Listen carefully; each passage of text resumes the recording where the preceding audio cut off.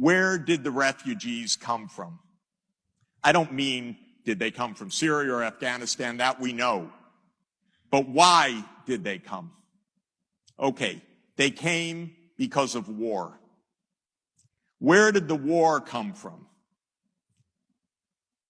From my country, from the CIA, which first started to overthrow the Afghan government back in 1979. The U.S. has been involved in Afghanistan in war, both covert and overt, for nearly 40 years.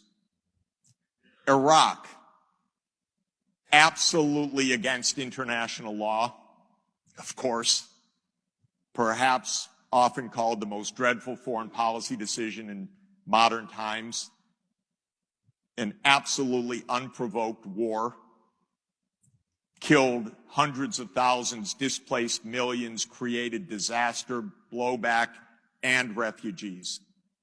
And what about Syria? Was that really the result of the protests on the ground? No. That was the result of a decision of the United States. I'm not here to make a brief for Bashar al-Assad, but I am here to say that covert regime change is against the law and is an unmitigated disaster.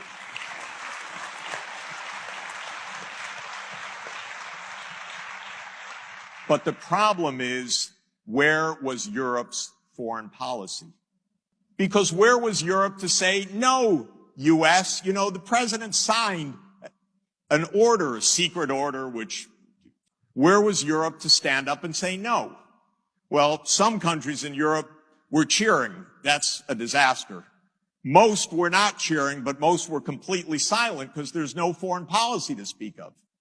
So the idea that the only policy is to debate should we accept refugees or not is not right. The real policy is stop the wars that are producing them.